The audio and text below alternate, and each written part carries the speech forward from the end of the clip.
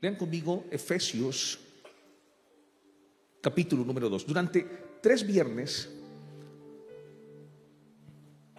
vamos a enseñar acerca de los 3 enemigos de un creyente, las 3 oposiciones que enfrenta a alguien que está en Cristo o que está buscando establecer o entablar una relación con el Señor. Hoy lo estaré haciendo. El otro viernes, serían 3 viernes consecutivos. Alguno de nuestros pastores también va a enseñar. Y estoy seguro que el Espíritu Santo va a hablar a nuestro corazón. Amén. ¿Encontraron? Me dicen un amén. Efesios capítulo número 2, versículo número 1.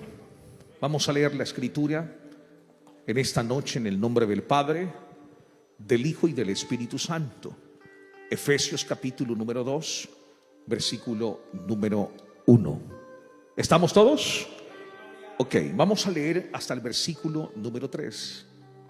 Dice: y Él os dio vida a vosotros cuando estabais muertos en vuestros delitos y pecados, en los cuales anduvisteis en otro tiempo, siguiendo la corriente de este mundo, conforme al príncipe de la potestad del aire, el espíritu que ahora opera en los hijos de desobediencia.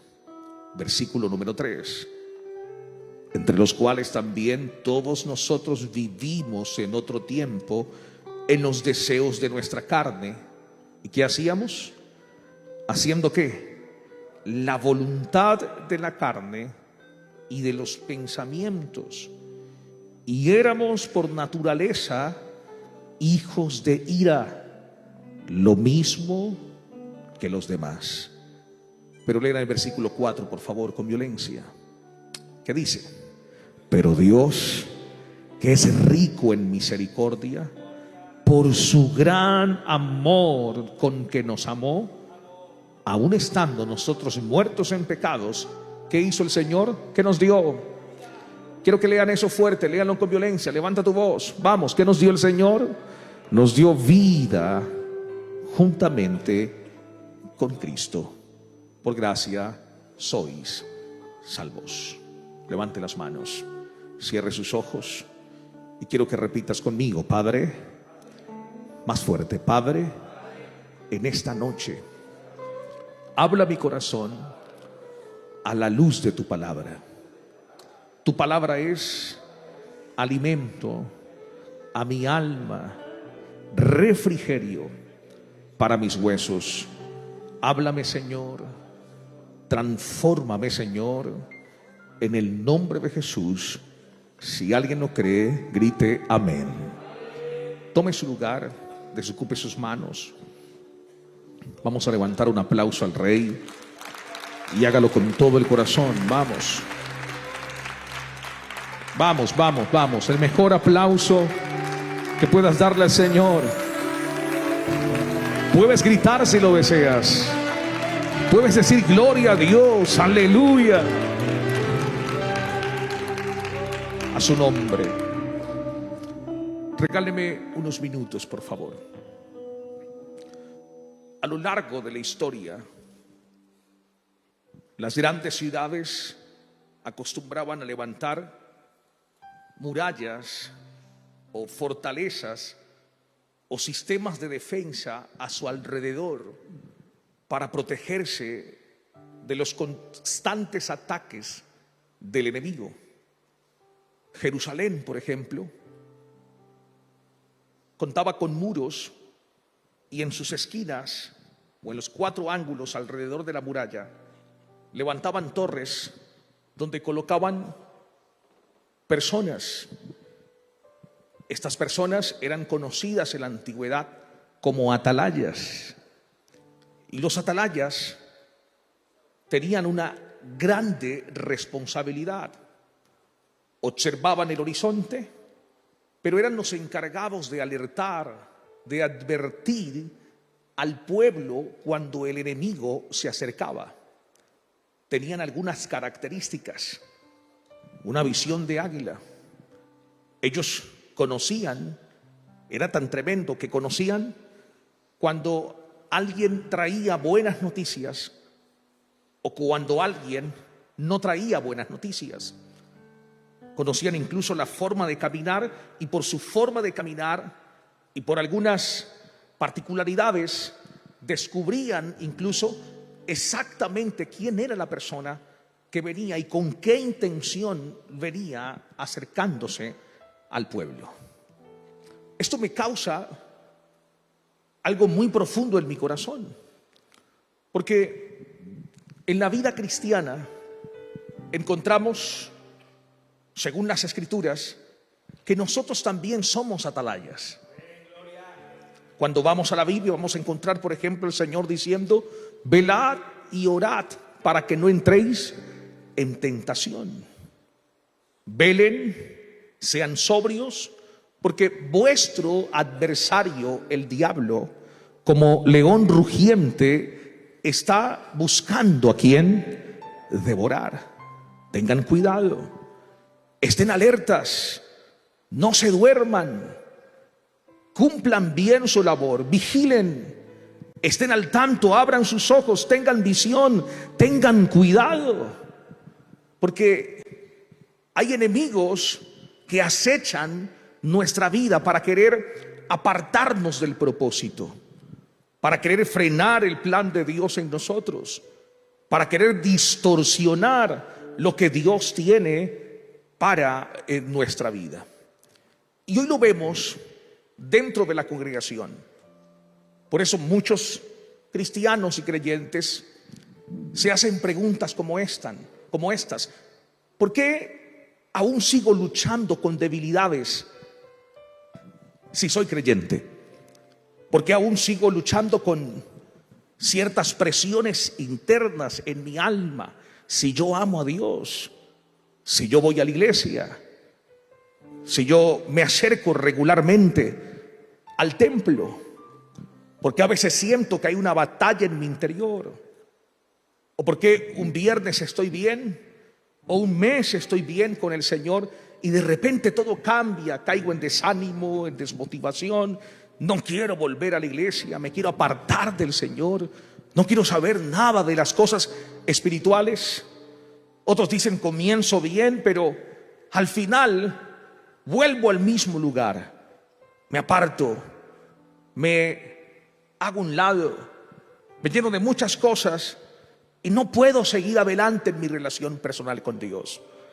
Algunos están luchando con cosas muy fuertes en su corazón que debilitan su comunión con el Espíritu Santo y con la palabra. Pero la respuesta a esas preguntas se encuentran en las Escrituras. El apóstol Pablo, cuando escribe a los creyentes en Éfeso, él describe la condición del hombre antes de Cristo, pero también revela que este hombre va a enfrentar enemigos, va a enfrentar oposición. Y exactamente en el versículo que hemos leído, el apóstol Pablo menciona a tres específicamente. Él habla del hombre interior, de la carne, la persona misma, el hombre mismo. El enemigo más terrible que una persona puede enfrentar no está a su alrededor, no es su vecino. El Pablo dice: no tenemos lucha contra carne ni sangre. Quiere decir que nuestra lucha no es contra personas. Nuestros enemigos no es el hermano que está a tu lado, la vecina, su suegra, el cuñado, no lo sé, un tío, un familiar, su papá o su hijo. Pablo no está hablando de ese tipo de enemigos, pero él sí menciona y hace hincapié en tres que constantemente, continuamente están luchando, están presentando oposición, están guerreando, se están levantando de una o de otra forma para frenarnos, para imposibilitarnos e impedir que Dios haga su obra completa en nosotros.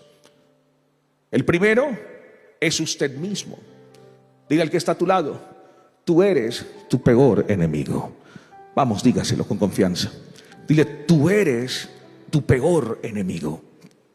Luego está el mundo.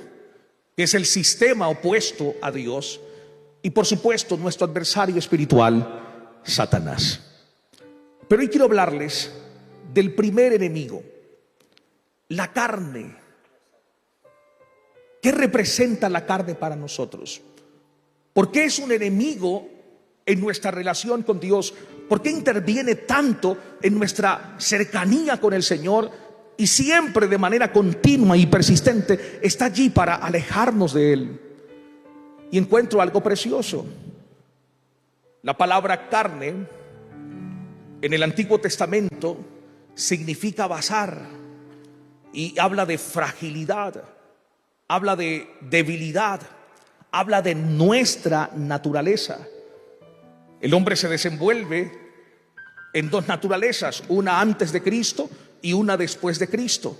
Su naturaleza caída, su naturaleza adánica heredada por causa del pecado.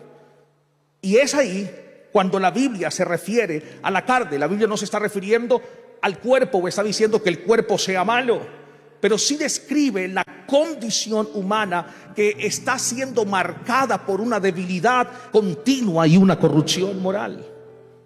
Cuando la Biblia habla de la carne, está hablando de la parte pecaminosa del hombre. Está hablando de la naturaleza humana que es contaminada por el pecado. Cuando la Biblia habla de la carne, está hablando del conjunto de todos instintos, o de todos los instintos humanos, pero que son corruptos, que están enfermos. Habla del corazón. Y la Biblia dice que el corazón es perverso, es engañoso, es perverso más que todas las cosas. La carne es todo aquello que se inclina a lo malo, a lo sucio, a lo prohibido. Incluso en Gálatas capítulo 5, en el versículo número 19, Pablo comienza a hacer una descripción de la operación de la carne. Y él dice así: y manifiestas. Quiero que coloquen Nueva Traducción Viviente, por favor. Lean conmigo Nueva Traducción Viviente. Y mire cómo la Nueva Traducción Viviente lo va a mostrar. Dice así: cuando ustedes siguen los deseos de la naturaleza pecaminosa, los resultados son más que claros. ¿Cuáles son? Inmoralidad sexual. ¿Qué más? Impureza, pasiones sensuales, idolatría, hechicería, hostilidad, peleas, celos, arrebatos de furia, ambición egoísta, discordias, divisiones, envidia, borracheras, fiestas desenfrenadas y otros pecados parecidos. Pero dice así: permítanme repetirles lo que les dije antes. Cualquiera que lleve esa clase de vida, es un estilo de vida, es una forma de vida, es una conducta, es un comportamiento. Dice: no heredará el reino de Dios. O sea, cuando una persona no está rendida al señorío de Cristo y no es gobernada por el Espíritu Santo, esa persona será dominada y doblegada por la carne. Por ende, no tendrá control de sus apetitos carnales. ¿Cuántas personas, escuchen esto, cuántas personas, incluso creyentes, son esclavas al sexo desenfrenado? No se conforman con un hombre o con una mujer. Necesitan estar fuera de su hogar, de su matrimonio y de la familia que Dios le dio para suplir cierta necesidad. Porque hay un deseo de suplir un vacío y ellos creen que solo el sexo desenfrenado puede hacerlo. Y por eso encontramos hombres atados a la pornografía, encontramos hombres atados a la lujuria, mujeres atadas a la pornografía. Señores, en este tiempo parece mentira, parece un engaño, pero es una realidad. La internet, las redes sociales ha abierto portales inmensos donde creyentes y no creyentes están entrando, accediendo y se están anclando a una vida sexual desordenada, promiscuidad total. Impresionante. Otros son dominados por la ira. Cuando se desatan en ira, tiran cosas en la casa, golpean a su esposa, maltratan a sus hijos y pasan una cantidad de sucesos, porque cuando permiten que la ira les gobierne, que es una obra de la carne, se vuelven incontrolables. Levante la mano a los que son celosos, digan amén. Gloria a Dios, no hay celosos en Uruguay, qué bendición. Los celos. ¿Cuántos esposos celosos han maltratado a su esposa y han cometido homicidio? Están en la cárcel hoy en día. Están en una cárcel y lo perdieron todo. Un arrebato de ira, obra de la carne. Cuando no hay dominio del Espíritu Santo, cuando no hay un gobierno de Dios sobre nosotros, en nosotros y a través de nosotros, somos vulnerables a nuestra naturaleza. Por favor, dile al que está a tu lado: tú no eres un súper espiritual. Vamos, dile, no te lo creas. Dile, todavía eres humano. ¿Quién reconoce eso? Levante la mano. Ojo, no somos súper espirituales. No somos superhéroes en el mundo espiritual. Todavía tenemos y luchamos con cosas. Incluso Pablo, el apóstol, va a mostrarnos un poco más adelante esa lucha continua, ese conflicto que hay interno dentro de nosotros. Y en Efesios, o mejor, en Romanos capítulo 7, quiero que leamos Romanos capítulo 7, en el versículo número 14, nueva traducción viviente, manténganla. Dice así: por lo tanto, el problema no es con la ley, porque la ley es buena y espiritual. El problema está ¿dónde? En mí, porque soy demasiado ¿qué? Humano. Está hablando de su naturaleza, un esclavo del pecado. Versículo número 15, léanlo fuerte: realmente no me entiendo a mí mismo.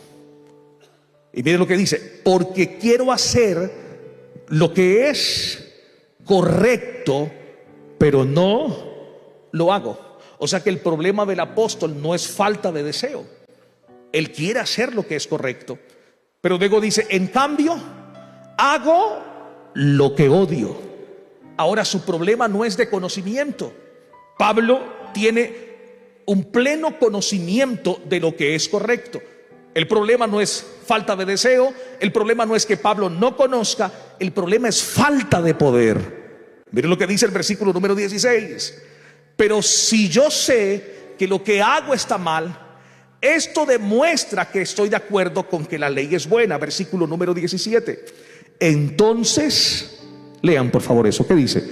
Entonces no soy yo el que hace lo que está mal, sino el pecado que vive. ¿En dónde?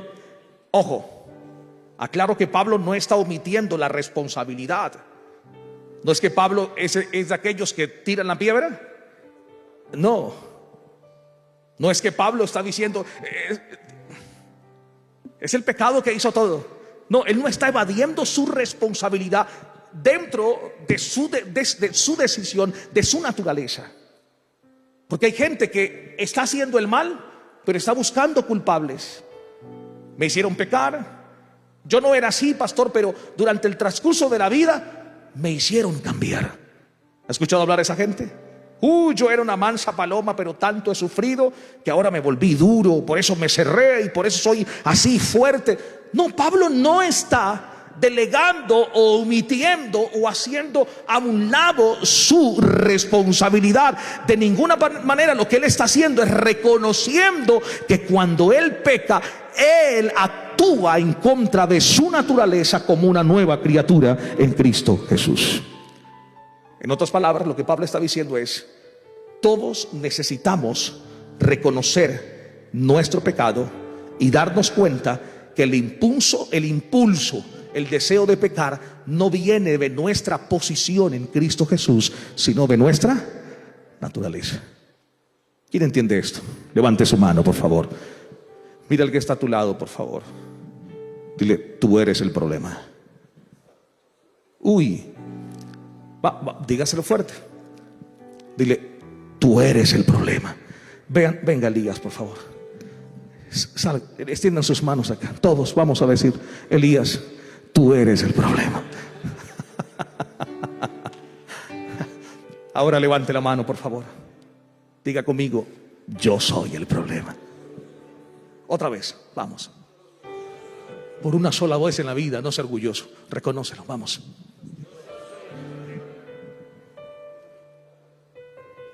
Pero somos expertos en qué.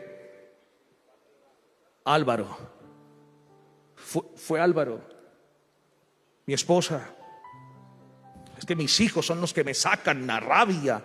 Mi esposa no me entiende y por eso es que yo actúo así, tan difícil. No es que yo sea una difícil persona, pastor. Yo soy una buena persona. Lo que pasa es que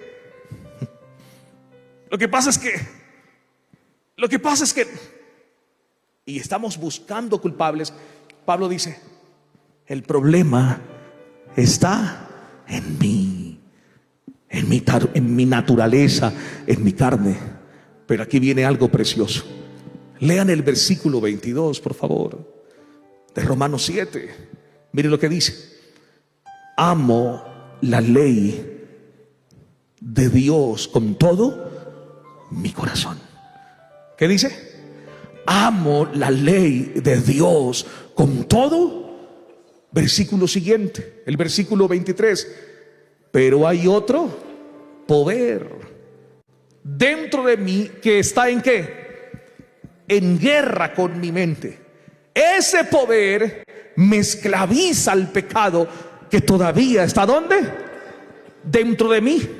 Ahora lean el versículo 24. Mire Pablo lo que dice. Alguien que repita esto conmigo. ¿Qué somos? ¿Qué dice Pablo? Soy un pobre desgraciado. Dígale eso al que está a su lado, por favor. Dile, yo soy Pablo lo dice así, soy un miserable. Reina Valera 1960. Dice así, yo soy un miserable. Aquí traducción viviente es un poco más amplia. Dice, miserable de mí. Dice Reina Valera. ¿Quién me librará de este cuerpo de pecado? Pero él dice en nueva traducción viviente, soy un pobre desgraciado. O sea, cuando yo me veo a mí mismo, dice Pablo, me decepciono de mí. ¿Alguien le ha pasado eso alguna vez? Usted se ve al espejo y no se decepciona de la cara que Dios le dio. Eso es gracia de Dios. No está hablando de su rostro, de su belleza. Está hablando de lo que hay en su corazón, hermano. Cuando nos vemos a nosotros mismos, a veces nos decepcionamos. Qué tercos somos, qué duros de servir somos, qué egocentristas, qué orgullosos, qué soberbios. ¿Por qué tuve que haber dicho eso? ¿Por qué me dejé llevar por la emoción y hablé todo eso que no debía que hablar? Y parece que Pablo se frustra. Colóqueme en el texto, por favor.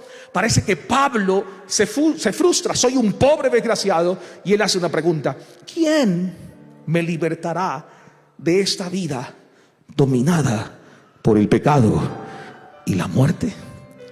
Por favor, la respuesta a esa pregunta está en el versículo 25. Reciba esta palabra. Gracias a Dios. La respuesta está en Jesucristo nuestro Señor. Así que, ya ven, en mi mente de verdad quiero obedecer la ley de Dios, pero a causa de mi naturaleza pecaminosa, ¿soy qué? Soy un esclavo del pecado. Pablo por un momento mira hacia él y se decepciona, pero luego mira a Cristo Jesús. Tan pronto como él ve a Jesús, él tiene algo por qué dar gracias a Dios, y le da gracias a Dios por Jesucristo nuestro Señor nuestro. ¿Quién recibe esta palabra? Aquí va la revelación. Usted no puede. Usted necesita a Cristo para poder. ¿No escucharon? Voy a volver a repetirlo. Usted en sus fuerzas no puede. Usted necesita la fuente para poderlo. Filipenses 4:13. Pablo dice así: todo. Vamos, declaren eso, por favor. Todos declaren esa palabra. Levante sus manos y dígalo: todo lo puedo en Cristo que me fortalece. Vamos, todo lo puedo en Cristo que me fortalece. Todo lo puedo en Cristo que me fortalece. Todo lo puedo en Cristo. En Cristo que me fortalece. Levante su mano y diga conmigo: la carne es peligrosa, es detestable, es engañosa. Dile al que está a tu lado: no te confíes de ti mismo. Ahora, escuche. La Biblia va a enseñar que aunque Cristo es nuestra salida, Cristo es nuestra victoria, siempre habrá una contienda en nosotros. O sea, la carne siempre va a estar ahí, va a luchar, va a oponerse, va a tirar dardos, va a manifestarse, a pronunciarse. Hasta que no partamos y muramos en Cristo, no nos vamos a deshacer de este cuerpo. En 1 Corintios capítulo número 15, en el versículo 42, Nueva Traducción Viviente, dice: lo mismo sucede con la resurrección de los muertos. Cuando morimos, nuestros cuerpos terrenales son plantados en la tierra, pero serán resucitados para que vivan por siempre.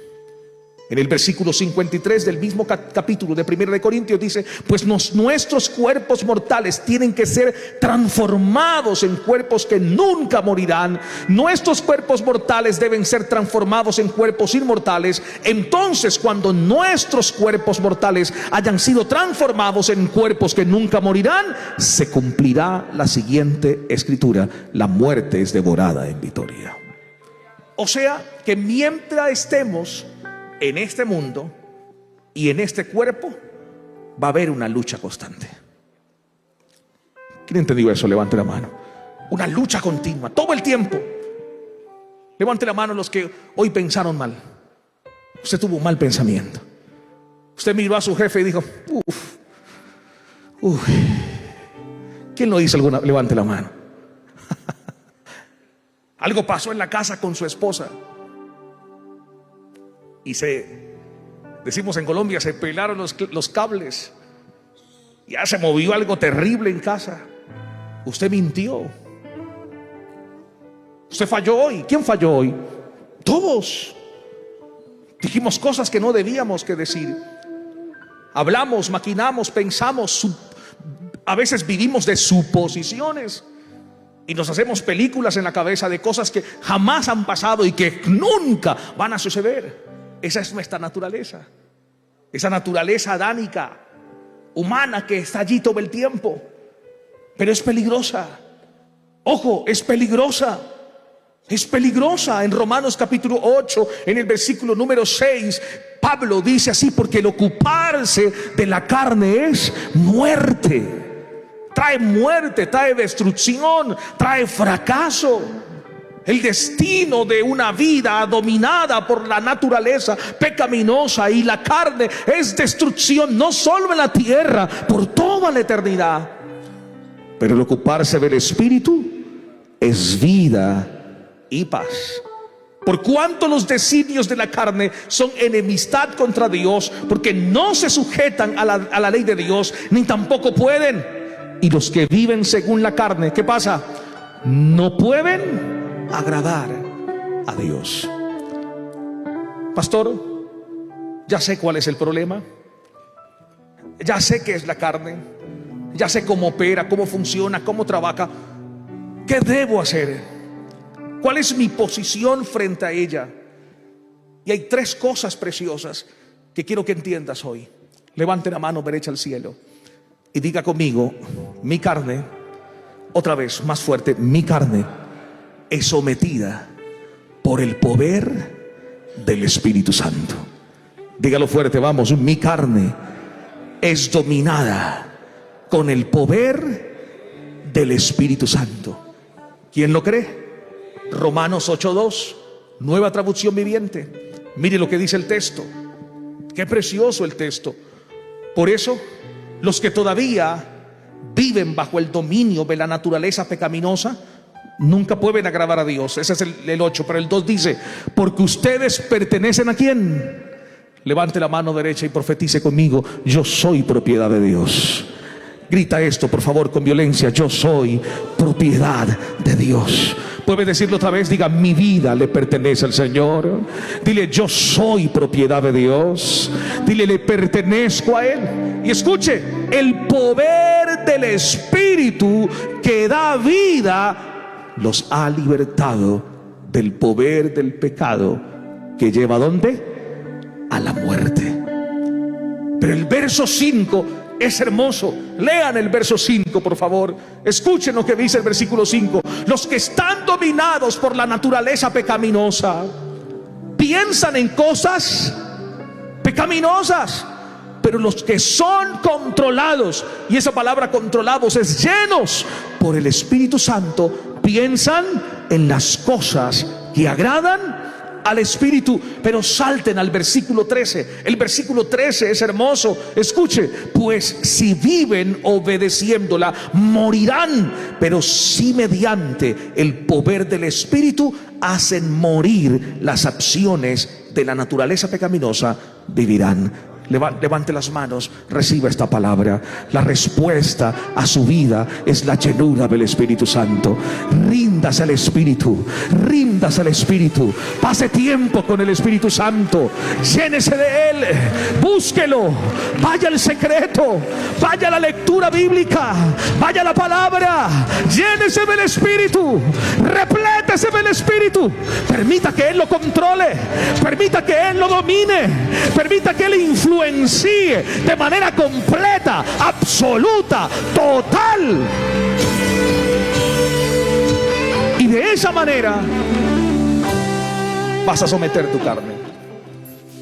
Mira al que está a tu lado y dile: ¿quién te controla? Sacúbelo, vamos, sacúbelo. Tiene mucho frío. Y claro, está jugando Uruguay precisamente en este momento. Sacúbelo, vamos, sacúbelo. Dile: ¿quién te está controlando? Dígaselo. Dile: ¿quién te controla? ¿El Espíritu? ¿O estamos siendo controlados por nuestro orgullo y nos creemos autosuficientes e independientes? Ya tengo experiencia, pastor. Conozco mucho. Vengo siempre a la iglesia. Tanta experiencia y tantos años en el ministerio. No es suficiente. Necesitas dependencia del Espíritu Santo. Allá afuera en la universidad necesitas conocimiento. Muchachos que estudian en la universidad necesitan leer libros. Lean, pasen horas, quémense en las pestañas, quemen neuronas y lean. Conocimiento, conocimiento. Eso les va a servir en la universidad, en el colegio. Les va a servir. Pero en el reino de Dios necesitamos ser llenos del Espíritu Santo. El reino de Dios necesitamos gente encendida en el fuego del Señor. No basta conocimiento, no basta solo con saber Biblia, no basta con estar llenos de teología, de homilética, de hermenéutica, de trazar un texto y de hacer una exégesis correcta. No basta con saber un resto de cosas. Necesitamos el poder del Espíritu. Necesitamos ser llenos del Espíritu Santo. Una iglesia llena, una iglesia llena, es una iglesia efectiva, es una iglesia que vence, es una iglesia capaz. ¿Quién lo cree? Levante su mano. Necesitamos depender del Espíritu Santo. No es solo talento. No es solo talento, señores. No es saber hablar bonito. No es solo venir los viernes al templo nada más. No es solo sabernos el Salmo 23, el Salmo 91 y el Salmo 4:8 para dormir. No, no, no. Necesitamos ser dependientes del Espíritu de Dios. Necesitamos vivir una vida anclada continuamente a Él. Es rendirnos y decirle: Espíritu Santo, no soy capaz, pero contigo lo soy. Espíritu Santo, en mis fuerzas no puedo, pero en ti todo lo puedo. Espíritu Santo, lejos de ti no puedo avanzar, no puedo crecer, no puedo conocer a Dios. Necesito de ti. Quien reconoce eso, levante su mano. Reciba esto. Dime cuánto tiempo pasas con el Espíritu Santo y te diré quién eres. Dime cuánto tiempo le dedicas al Espíritu te mostraré un hombre que domina la carne. Te mostraré un hombre humilde. Te mostraré una mujer humilde, mansa, que tiembla su palabra. Te mostraré a un hombre que vive de rodillas delante de Él, que no depende de lo que sabe,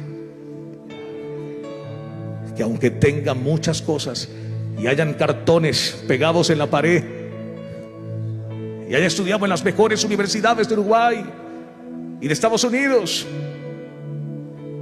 para Él eso no es suficiente. Para Él eso no es suficiente. Él necesita al Espíritu Santo para vivir. Él necesita su presencia para vivir. ¿Lo puedes declarar conmigo? Levante las manos. Su presencia es el cielo para mí.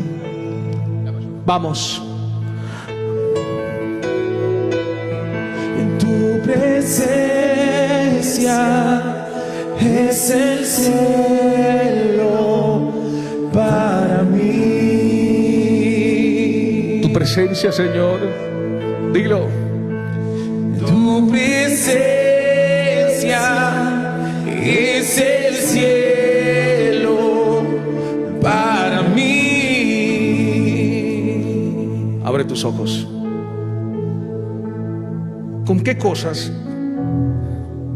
en tu naturaleza pecaminosa estás luchando? ¿Qué cosas son las que te apartan de Él? ¿Qué te aleja de su presencia? ¿Qué te hace cada día más distante de Él?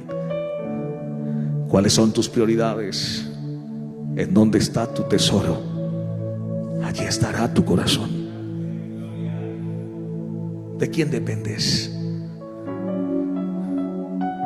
Jesús dijo: apartados de mí, nada podéis hacer. Pedro se levanta en medio de un culto. Jesús había terminado el culto incluso, y Pedro se levantó y le dijo: Señor, la palabra fue muy fuerte, fue muy dura esa palabra, Señor. Qué difícil de ser aceptada. Jesús se dio cuenta que cuando tú predicabas, la gente se salió del auditorio. No te querían escuchar. Y Jesús, el Jesús precioso y hermoso y tierno, dice: ven, Pedrito. Yo me imagino Pedro acercándose a Jesús, esperando una respuesta alineada a lo que él pensaba. Jesús va a de pronto Jesús va a decir: es verdad, Pedro, el próximo viernes predico más suave. Voy a tratar de hablarle más bien de más bendición al pueblo y de prosperidad, porque así los mantenemos. Claro, y Pedrito de pronto bajan los diezmos y las ofrendas en el culto. ¿Qué hizo Jesús? ¿Qué dijo Jesús? Si quieres irte. Uy, hermano. No le vaya a decir eso al que está a su lado todavía. Ahorita más, después de la administración. Si quieres irte, vete. Vete. Si quieres irte, vete. Si la palabra es fuerte, vete, Pedro. Pero Pedro reconoce algo, y esa es la actitud de alguien que depende del Espíritu. Esa es la actitud de alguien que su ancla es Dios. Señor, ¿a dónde iremos si solo tú tienes palabras de vida eterna? ¿A dónde iremos, Señor, si solo tú tienes palabras de vida eterna? ¿Sabe qué es lo que está diciendo Pedro? Pedro está diciendo: Señor, tú eres la roca, y sobre esa roca el Señor edificará la iglesia. ¿Sabe qué es lo que Pedro está diciendo? Tú eres mi fortaleza, tú eres mi amparo, tú eres mi pronto auxilio en medio de las tribulaciones, tú eres el fundamento donde yo puedo construir. ¿Sabe qué es lo que está diciendo Pedro? Señor, sin ti mi vida es una basura, una porquería, no sirve para nada. Tú eres quien le das color a mi vida, tú eres quien le da sentido a mi vida. Que se vaya todo el mundo, pero yo me quedo contigo, Señor. Eso es sometimiento de la carne, llenos del Espíritu, controlados por Él. Quien recibe esta palabra hoy, levante su mano. Ponte de pie, por favor. Ponte de pie.